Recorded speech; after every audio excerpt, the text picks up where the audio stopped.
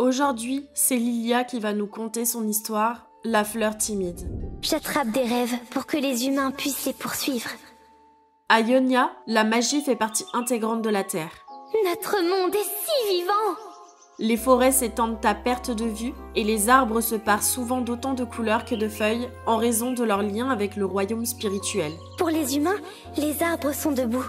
En réalité, ils sont allongés sur l'air. Écoutez bien, on les entend ronfler.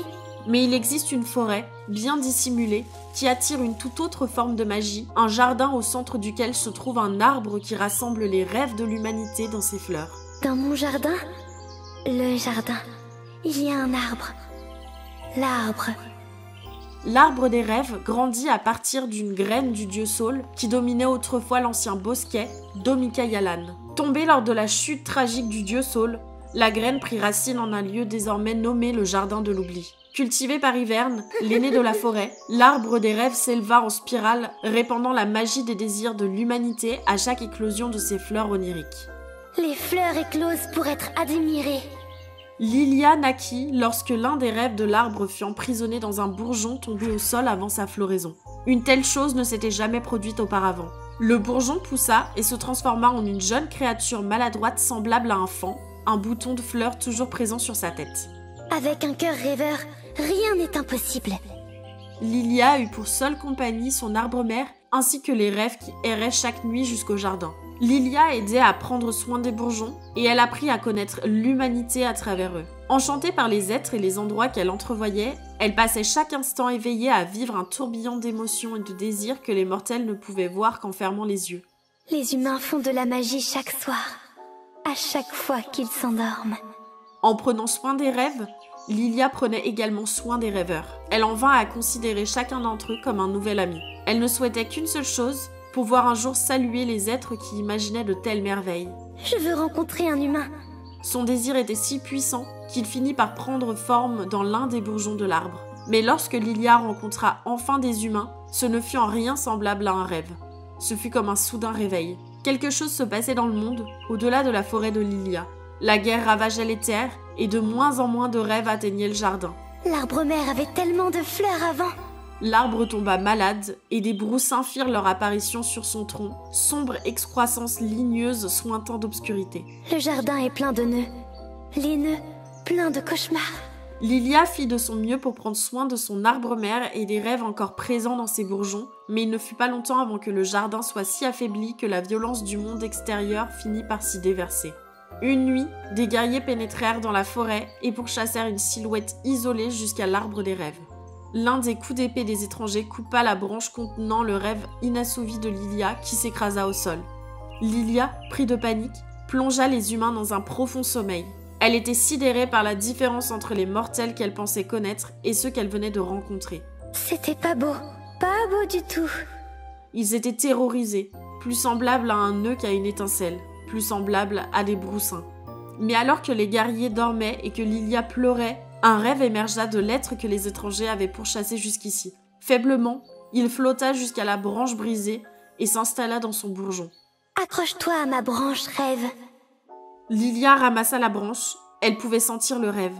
Alors qu'elle lui murmurait des paroles apaisantes, il se mit à briller plus fort et Lilia fit de même. Le bourgeon sur sa tête s'ouvrit et de la magie tourbillonna autour d'elle tel un pollen scintillant. À cet instant, transportée par son immense potentiel et par son émerveillement, Lilia se mit à fleurir.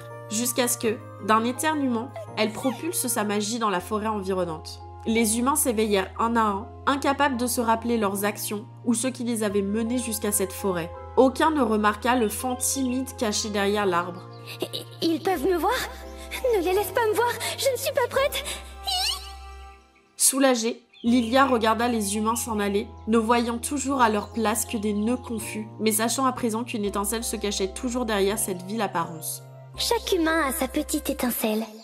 Et si leur rêve ne pouvait atteindre l'arbre des rêves, alors elle mènerait l'arbre à eux. Arbre-mère, je vais leur rappeler comment rêver.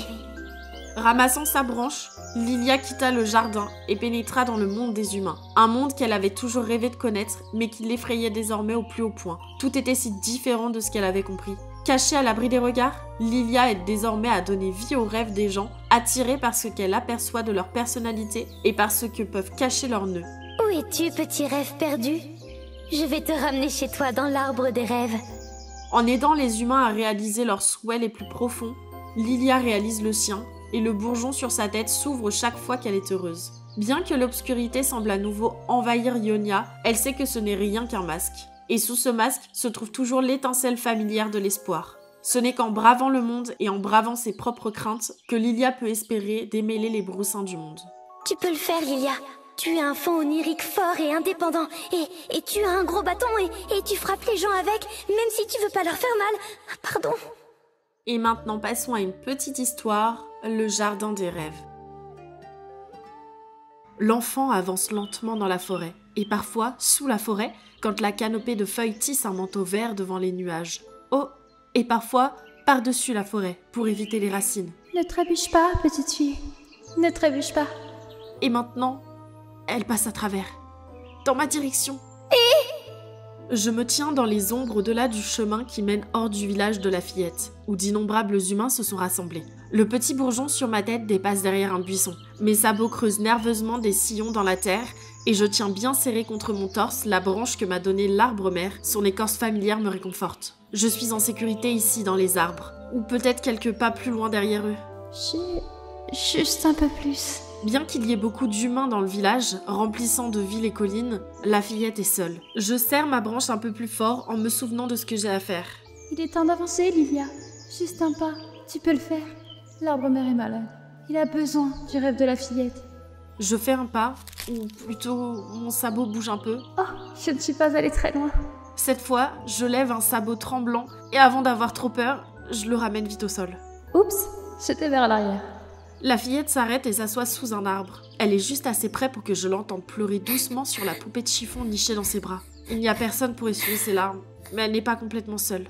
En dessous de tout, faisant vibrer ma branche, je peux le sentir, son rêve. Le bourgeon qui dodeline à la pointe s'illumine d'une vie radieuse maintenant qu'il sent l'enfant et son rêve. Comme la petite fleur sur ma tête, le bourgeon brillant et la branche viennent aussi de l'arbre-mère. À l'instar de la magie en sommeil, ils sont attirés par les rêves. Des pollens scintillants volent entre ses pétales et les ombres qui m'entourent reculent, fuyant la lumière avant que je le puisse. Mon sabot est-il visible?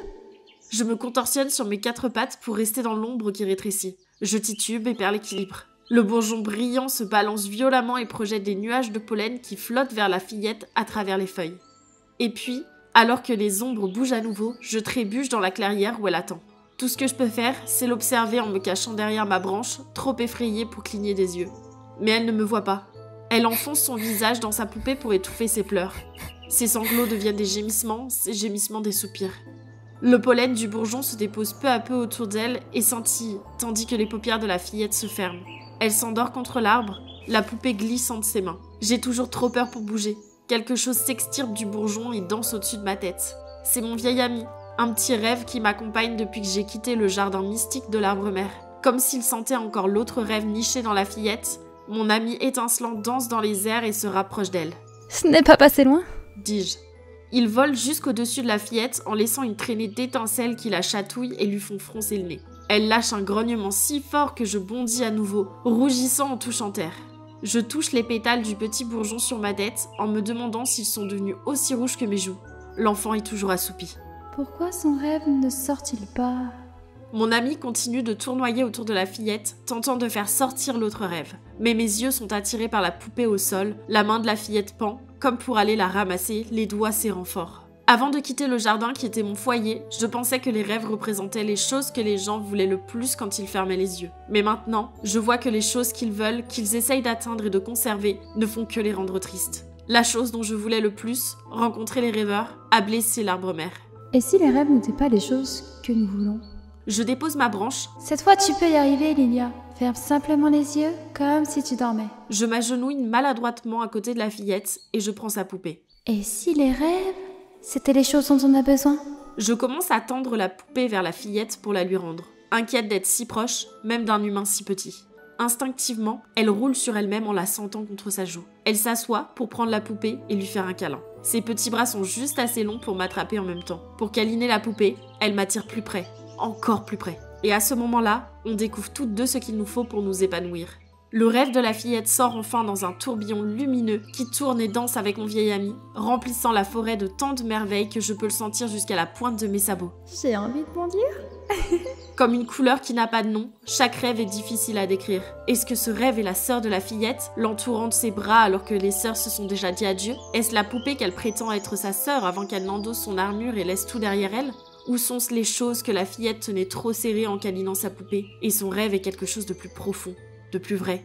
Ta sœur te manque, n'est-ce pas? Chuchotai-je à son oreille. Tu as besoin de son amour. Lui donner cet amour, le voir et le sentir, c'est ce dont moi, j'ai besoin également. Je fonds dans le câlin et j'envoie voler de la poussière de rêve alors que le petit bourgeon sur ma tête s'ouvre. Les deux rêves s'entortillent et s'insinuent dans le gros bourgeon de ma branche. Je chuchoterai ton rêve à l'arbre.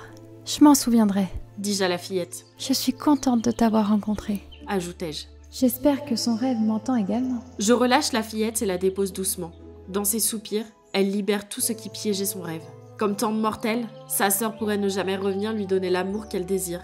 C'est pour cela qu'elle a besoin de rêver. C'est pour cela que le rêve sera toujours là et qu'elle ne sera jamais seule tant qu'elle pense à fermer les yeux. C'est pour cela que les rêves sont magiques, et cette fillette également. J'éternue et le pollen du bourgeon sur ma tête s'envole, emportant la magie du rêve de l'enfant dans un souffle qui rejoint l'arbre-mère.